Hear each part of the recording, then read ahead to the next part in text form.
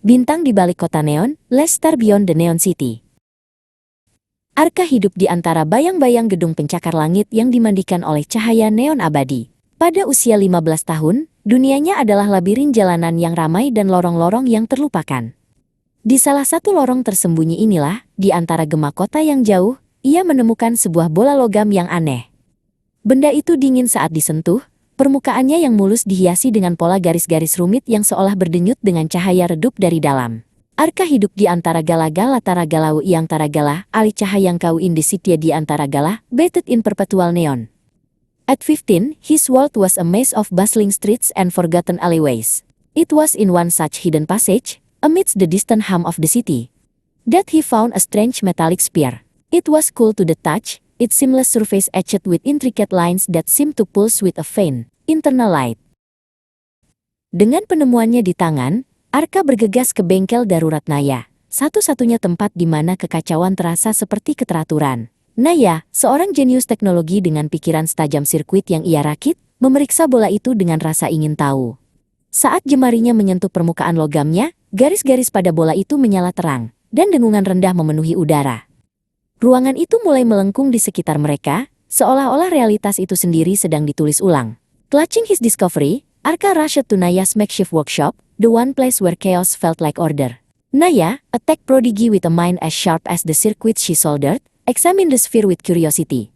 The moment her fingers brushed against its metallic skin, the lines on the sphere flared with brilliant light, and a low hum filled the air. The room began to warp around them, as if reality itself was being rewritten. Dunia larut menjadi kilatan cahaya putih yang menyilaukan. Ketika penglihatan mereka kembali, Arka dan Naya tidak lagi berada di bengkel. Mereka mendarat di atas tanah yang lembut seperti lumut di bawah langit ungu yang dihiasi 2 bulan purnama.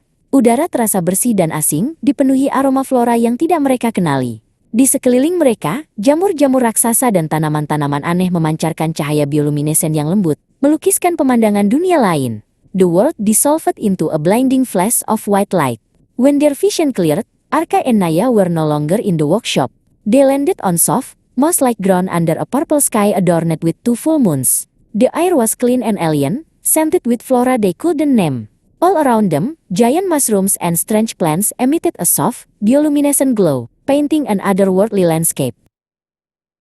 Bola itu menteleportasi kita, bisik Naya, matanya membelalak tak percaya. Saat dia berbicara, bola di tangan Arka berdenyut dan memproyeksikan hologram kecil di antara mereka. Itu adalah peta sistem bintang yang rumit, dengan 1 titik berkedip terang. Teks dalam bahasa yang tidak dikenal muncul, tetapi 2 kata dapat mereka pahami. Inti bintang. Mereka menyadari bahwa ini bukan sekadar kunci. Itu adalah sumber kekuatan yang tak terbayangkan. Inti dari bintang yang telah lama hilang. The sphere, it teleported us, Naya whispered, her eyes wide with disbelief. As she spoke, the sphere in Arka's hands pulsed and projected a small hologram between them. It was a complex star map, with 1 point blinking brightly. Text and an unknown language scrolled by, but 2 words were universally understood, Starcore. They realized this wasn't just a key, it was an unimaginable power source, the heart of a long-lost star. Tiba-tiba, dengungan lembut hutan di sekitar mereka lenyap, digantikan oleh keheningan yang mencekam. Dari balik bayang-bayang pepohonan bercahaya, 2 sosok mengancam muncul.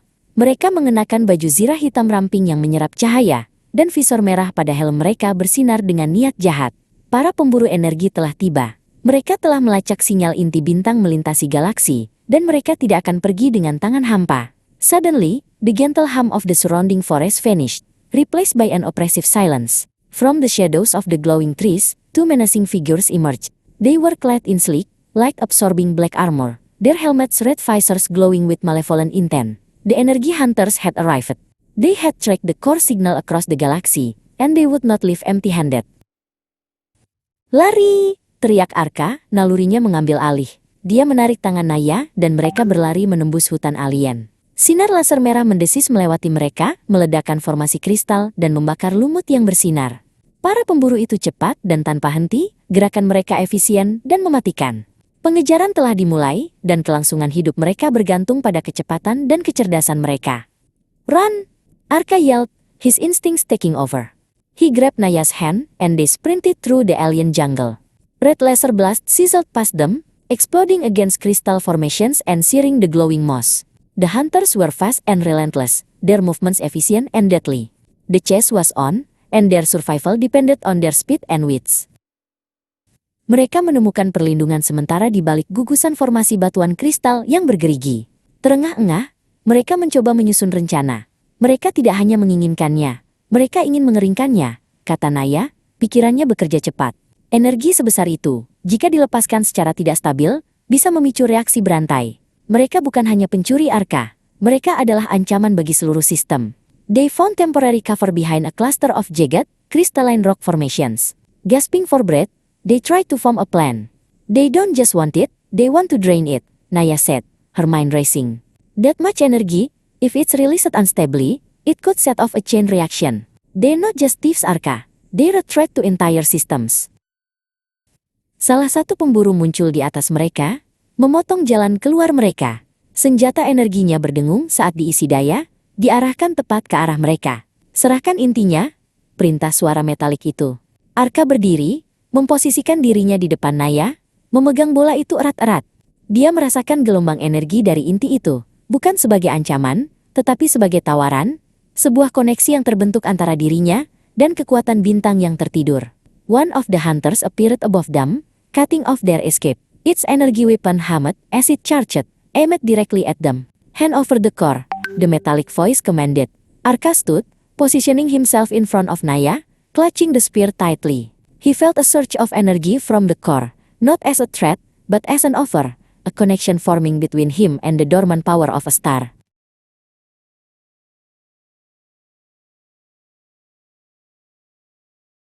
Arka tidak mencoba melawan, dia mencoba melarikan diri. Memfokuskan seluruh tekadnya, dia menuangkan energinya sendiri ke dalam bola itu, memohon jalan pulang. Sebagai tanggapan, pusaran cahaya biru dan putih yang dahsyat meletus dari inti bintang, menciptakan portal yang berputar-putar. Pusaran itu menarik Arka dan Naya ke dalamnya tepat saat para pemburu menerjang, cakar logam mereka hanya berhasil menggapai udara kosong. Arka didn't try to fight, he tried to flee. Focusing all of his will, he poured his own energy into the spear, pleading for a way home. In response, a violent vortex of blue and white light erupted from the star core, creating a swirling portal. The vortex pulled Arka and Naya into its depths, just as the hunters lunged, their metal claws grasping at empty air.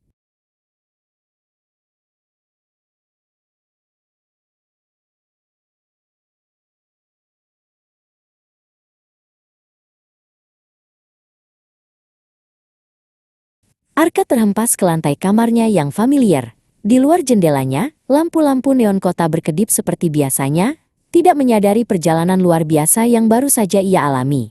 Dia sendirian. Di sampingnya, bola logam itu tergeletak, garis-garisnya gelap, dan permukaannya dingin. Namun, saat dia mengambilnya, dia melihat satu titik cahaya kecil, berdenyut samar jauh di dalam intinya. Perburuan mungkin telah berakhir, tetapi dia tahu, sebuah petualangan baru-baru saja dimulai. Arka slammed onto the familiar floor of his bedroom.